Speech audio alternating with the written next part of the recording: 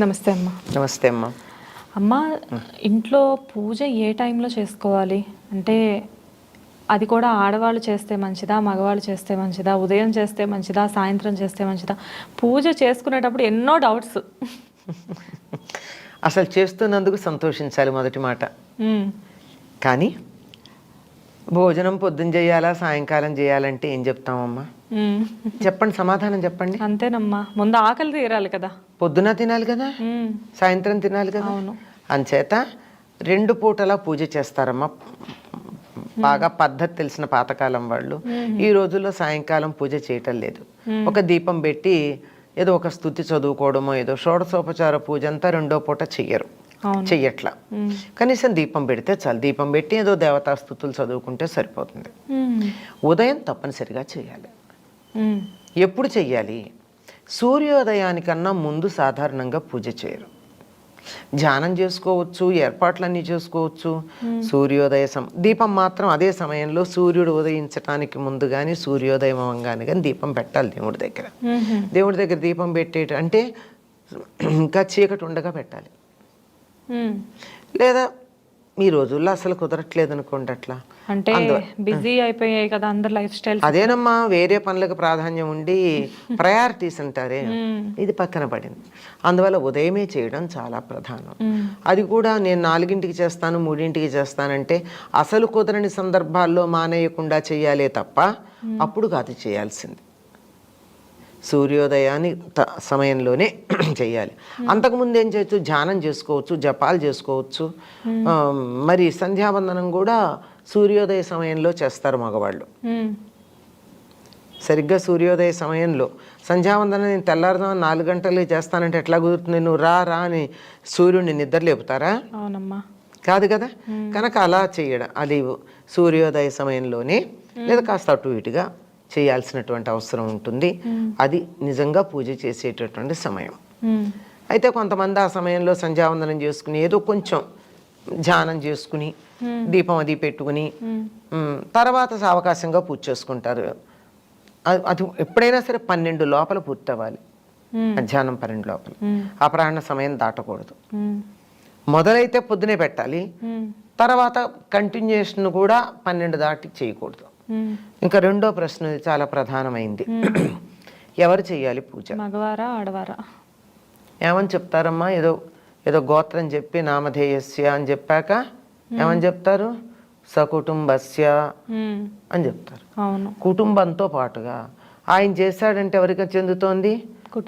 కుటుంబానికి అంతా చెందుతోంది. ఇంకా అందరూ చేయాల్సిన పని లేదు. ఎవరు చెయ్యాలి అంటే మీకు ఆ మంత్రాలన్నీ కూడా ఎక్కువ భాగం మగవాడికి సంబంధించినవే ఉంటాయి.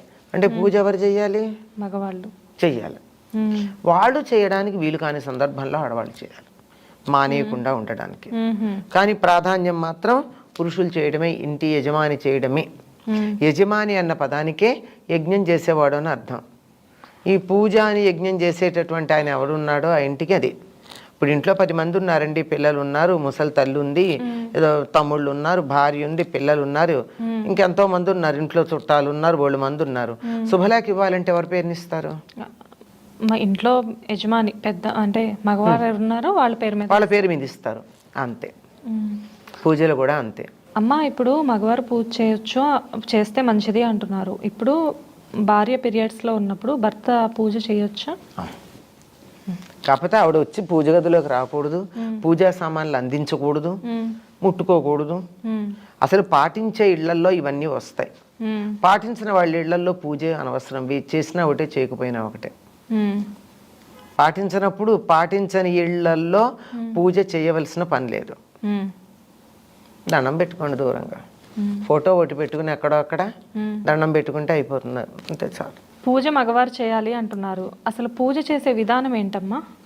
ఎవరైనా సరేనమ్మా, పూజ చేయడానికి స్నానం చేసి ఉండాలి, శుచైన వస్త్రాలు కట్టుకుని ఉండాలి. పూజ చేయడానికన్నా ముందు పూజా మందిరం శుభ్రం చేసి ఉండాలి. ఆ పూజా మందిరం లేదా గదిలో ఒక గది పెట్టుకుంటున్నారు కదా కొంతమంది, సౌకర్యంగా ఉంటుందని, ఆ గది శుచిగా ఉండాలి. అంతకన్నా ముందు ఇంటి ముందు ముగ్గేసి ఉండాలి. పెరట్లో సింహద్వారం ముందు ముగ్గేయకుండా ఇంట్లో దీపం పెట్టకూడదు. ఇప్పుడంతా అపార్ట్మెంట్స్ కల్చర్ ఎక్కువ కదా. అపార్ట్మెంట్ ఈజీ కదమ్మా, మరీ బాగుంది. గుమ్మం దగ్గర ఒక్కసారి తడి బట్టతోనూ ఇలా అనేసి ముగ్గేసుకుంటే అయిపోయాయి. పూర్వంలాగా పెద్ద పెద్ద పెరళ్ళు ఉన్నాయా, తొడవాలి, కళ్ళాపు చల్లాలి, ముగ్గులు వేయాలన్నది లేదు కదా. అది ఒక రకంగా సుఖమే. ఎందులో ఉన్న సౌకర్యాన్ని దాన్ని అనుభవించడమే అంతే అమ్మా. అంతేగాని లేని దానికోసం కాదు. ముందర అక్కడ ముగ్గు వేసుకుని మిగిలిన ఇల్లంతా కాదు, ఎందుకంటే చిన్నపిల్లలు ఉంటారు, వాళ్ళు లేవరు, మనుషులు లేవకుండా చిమ్మకూడదు, ఇలాంటివన్నీ ఉంటే పడుకుని ఉండగా చిమ్మకూడదు ఉంటాయి కదా. కనీసం దేవుడి గది వరకు, దేవుడి గది వంటింట్లో కలిసి ఉంటే వంటిల్లు శుభ్రం చేసుకున్నాక నిర్మాల్యం తీసేయాలి. అంటే నిన్న పెట్టిన పూలు అవన్నీ తీసేయాలి. మనమేమి చెత్త ఉంచుకోం కదా, అట్లాగే దేవుడి దగ్గర కూడా ఉంచకూడదు. శుచిగా దేవుడు ఉండేటటువంటి ప్రాంతం, మందిరం కానీ లేదా గూడు కానీ ఏది ఉంటే అది దాన్ని శుచిగా చేసుకున్నాక దీపం పెట్టి అప్పుడు పూజ చేయాలి. అమ్మ, ఇంట్లో అందరూ పడుకున్నప్పుడు ఊడవకూడదు అలా సెంటిమెంట్ ఏమీ ఉండదు. జనరల్గా ఎవరు ఇంట్లో వాళ్ళు లేకపోయినా కానీ దేవుడి గది వరకు శుభ్రం చేసుకొని పూజ చేసుకోవచ్చు అంతే. అమ్మ, వాళ్ళు పడుకున్న గదిలో చిమ్మకూడదు. వాళ్ళు అంతేనమ్మా. అంచేత గదుల్లో పడుకుని ఉంటారు గనక పిల్లలు ఎవరో ఉంటారు ఇంకా అందరూ. అవునవును, ఈ రోజుల్లో ఎవరిని ఏమి అనే పరిస్థితులు కావు కదా. అంచేత ఇంతవరకే పరిమితం చేసుకుని సరిపోతుంది. మా ఇంట్లో తులసి మొక్కని పెంచుకోవడం మనం జనరల్గా అందరూ పెంచుకుంటూ ఉంటారు. అసలు తులసి మొక్క ఉన్నప్పుడు ఎటువంటి నియమాలు పాటించాలి? ఇంకొకటి, కొంతమంది తులసి మొక్క మాకు ఆనవాయితీ లేదు అంటారు, కొంతమంది తులసి మొక్క ఉండడం కూడా ఇష్టపడరు. ఇలా ఉంటుందా అమ్మ ఆనవాయితీ లేకపోవడం? నేను ఎప్పుడు వినలేదమ్మా తులసి మొక్క పెట్టుకోవడం మాకు ఆనవాయితీ లేదు అన్న మాట ఇవాళ మొదటిసారి వింటున్నాను.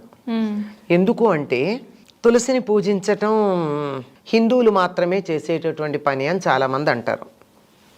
హిందువులు కాని వాళ్ళు తులసి మొక్కని పెట్టుకోరు అని మనకి లెక్క. కానీ కాశ్మీర్లో అక్కడ ఉన్నటువంటి మహమ్మదీయులందరి ఇళ్లల్లోనూ తులసి మొక్క ఉంటుంది. కాశ్మీర్లో ముస్లిమ్స్ మొక్కకి మతం ఏమిటమ్మా? చినార్ మొక్క ఉంటుంది. చినార్ ఏమో అక్కడి నుంచి తెచ్చుకున్నది, గల్ఫ్ నుంచి తెచ్చుకున్నది ముస్లిమ్స్కి. చినార్ మొక్క ఉంటుంది, తులసి మొక్క ఉంటుంది. అంచేత తులసికి ఒక మతాన్ని ఆపాదించటం అన్నది, ఒక మందు వేసుకుంటే ఈ మందు ఈ మతం వాళ్ళే వేసుకోవాలి, ఈ మతం వాళ్ళు వేసుకోకూడదు అంటే ఎంత భయంకరమో ఇది అంతే. మొక్కలకు ఆనవాయితీ ఏం లేదమ్మా. కొన్ని పనికొచ్చే మొక్కలు, కొన్ని పెరట్లో ఉండకూడని మొక్కలు ఉంటాయి. ఆ ఉండకూడని మొక్కలను అయితే మనం బయట పెట్టచ్చు, కానీ వీటిని కాదు కదా. తులసి మొక్కకైతే అలాంటి పట్టింపు ఏమీ లేదు. వీళ్ళు తులసిని పూజించటం ఇష్టం లేని వాళ్ళు అయ్యి ఉండొచ్చు ఎవరైనా, మీకు వద్దు అని చెప్పిన వాళ్ళు. అదొక కారణం అవుతుంది. తులసి కొన్ని పరిస్థితుల్లో బతకదు, అటువంటి శౌచాన్ని పాటించిన వాళ్ళన్నా అయ్యి ఉండాలి.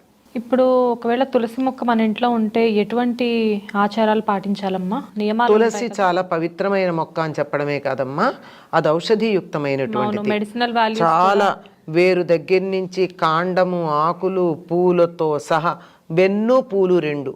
వెన్నంటే ఇలా పూలు రావడానికి ఇలా గుత్తిలాగా వస్తుంది కదా, పూల గుత్తి, అది దాంట్లో ఉండే చిన్న చిన్న పూలు, ఆఖరికి కంటికి కనపడని చిన్న ఆవగింజల కన్నా సన్న గింజలు ఉంటాయి.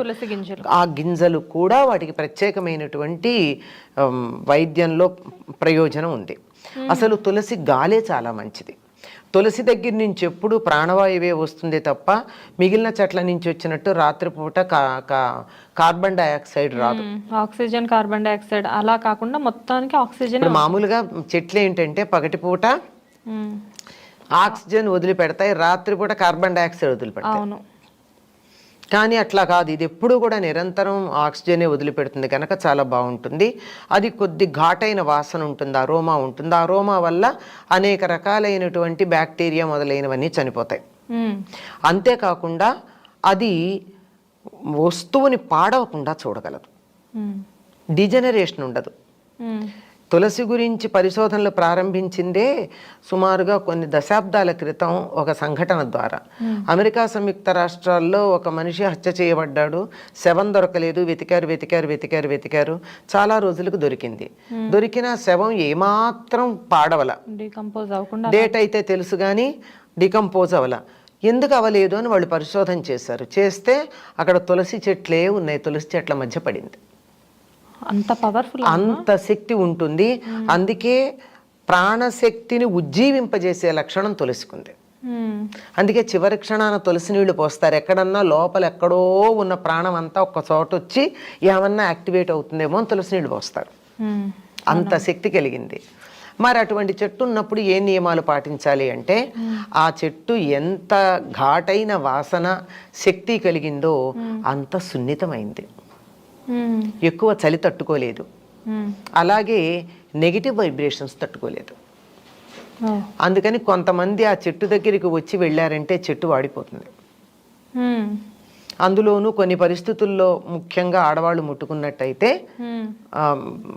మొహమాటం ఎందుకు నిస్సంకోచంగా చెప్తున్నా, పీరియడ్స్ ఉన్నప్పుడు గనక ఆడవాళ్ళ చెట్టు దగ్గరికి వెళ్ళినట్టయితే చెట్టు వాడిపోతుంది. ఎవరో వాదించారు, మా ఇంట్లో నేను ఎప్పుడు ముట్టుకుంటాను, వాడిపోలేదండి, ఏం మాట్లాడుతున్నారని.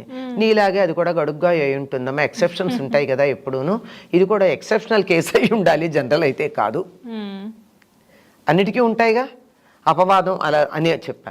అందుకని నాజుగ్గా ఉంటుంది గనక ఆ నెగిటివ్ వైబ్రేషన్ తట్టుకోగలిగినటువంటి శక్తి ఉండదు గనక వాడిపోతుంది, అంతే, అంతకన్నా మరొకటి కాదు. ఎవరన్నా మాకు తులసి వద్దు అన్నారంటే అయితే సనాతన ధర్మాన్ని ద్వేషించేవాళ్ళు. అంటే మరో ధర్మాన్ని మీరు పాటించవచ్చు, తప్పేం లేదు, దీన్ని ద్వేషించాల్సిన పని లేదు. నాకు ఫలానది ఇష్టం అంతే, వెళ్ళండి, కానీ మరో దాన్ని ద్వేషించక్కర్లేదు కదా. ఈ ద్వేషమే మేము దాని పట్ల ఇష్టం ప్రకటించుకోవడం అనేటటువంటి ఒక భ్రమలో ఉంటారు చాలామంది. ఆ భ్రమలో ఉన్నటువంటి వాళ్ళు ఇది అక్కర్లేదు అని చెప్పడం మనకు కనపడుతుంది. లేదా ఇలాంటి నియమాలు ఏమీ పాటించకుండా శౌచము లేకుండా ఉంటారేమో, అది కూడా కారణం అవ్వాలి తప్ప, లేకపోతే ఎవ్వరూ కూడా ఈ తులసిని దూరంగా పెట్టాలి అనేటటువంటి వాళ్ళు లేరు. అమ్మ, తులసిలో చాలా రకాలు ఉంటాయి. 5 రకాలు ఉన్నాయి. 5 రకాలు. 5 రకాలలో ఏ రకమైన మనం పూజకి సాధారణంగా మనం వాడేది మామూలు తులసి అమ్మ. ఆ తులసిలో కృష్ణ తులసి ఉంది, రామ తులసి ఉంది, లక్ష్మీ తులసి ఉంది. మనం ఎక్కువగా వాడేటటువంటిది ఈ లక్ష్మీ తులసి ఎక్కువ వాడుతూ ఉంటాం. కృష్ణ తులసి అంటే ఊదా రంగు, ఇప్పుడు మీరు వేసుకున్నా నేను వేసుకున్నా వీటిల్లో ఈ రంగుతో ఆకులు వస్తాయి, ఈ నెల ఆ రంగులో ఉంటాయి.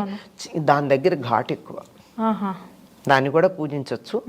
అలాగే రామ తులసి అంటే అసలు కాడది ఎంత పెరిగినా కానీ లేత పసుపు రంగులు, లేత ఆకుపచ్చ రంగులోనే ఆకులును కాడ ఉంటాయి. మనం మామూలుగా పూజించుకునే తులసి ఇంత లేత ఆకుపచ్చ రంగులో ఉండదు, మామూలుగా ఉంటుంది, ఆకుపచ్చ రంగే ఉంటుంది. కాడ ముదిరితే కాస్త వుడ్ కలర్ వస్తుంది. ఇది కాక ఇంకా కర్పూర తులసి ఏవో 2-3 ఉన్నాయి, ఇంకా 2 ఉన్నాయి. 5 రకాల తులసులు, విష్ణు తులసి, ఇంకోటి ఏదో ఉంది, 5 తులసి. తులసి మొక్క కొన్ని చోట్ల వాడిపోయింది అంటారమ్మా, కొన్ని చోట్ల నిద్రపోయింది అంటారు. అంటే ఏంటమ్మా అసలు దానికి పరిష్కారం ఏంటి? అమ్మ, తులసి మొక్క 2 ఏళ్ల కన్నా ఉండదమ్మా, దాని వయస్సు అంతా. అంటే ఎండైనా నీడైనా కరెక్ట్ గా దానికి తగ్గ దానికి తగినట్టుగా పెడితే కూడా 2 ఏళ్ల తర్వాత చెట్టు ఉండడం చాలా కష్టం. ఎందుకంటే దాని వయస్సు అంతే, అది బైనియల్ అంతే, 2 ఏళ్ల కన్నా ఉండదు.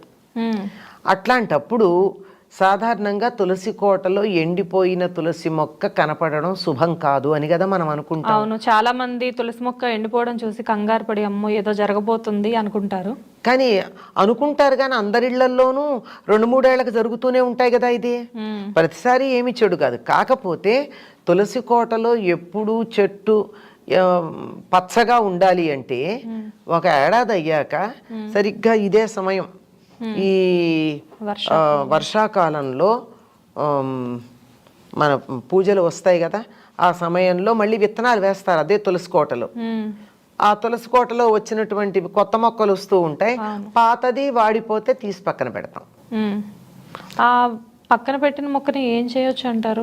ఎక్కడ తొక్కకుండా ఉంటారమ్మా, పక్కకు పెట్టాలి, ఏ నీళ్లలోనా వెయ్యాలి, లేదంటే దాన్ని జాగ్రత్త పరిచి ఆయుర్వేదం వాళ్ళకి ఇవ్వచ్చు, లేదంటే తులసి మాలలు తయారు చేస్తారు.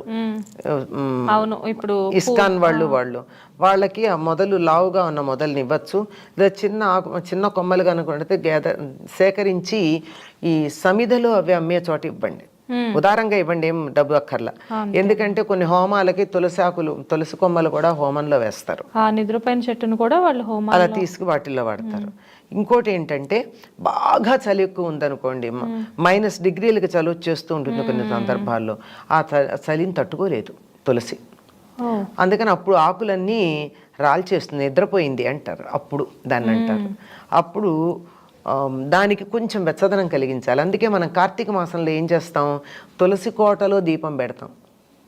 చలికాలం తెల్లారుదామున 4:30కో 5కో పెడతాం కదా, ఆ దీపం నుంచి నూనె వేసి ఒత్తులు వేసి వెలిగించిన దీపం ఉందే, ఆ దీపం నుంచి వచ్చేటటువంటి వేడికి చెట్టు చాలా చక్కగా ఉంటుంది. ఓ థ్యాంక్స్ అమ్మా, మంచి ఇన్ఫర్మేషన్ ఇచ్చారు. నమస్తే.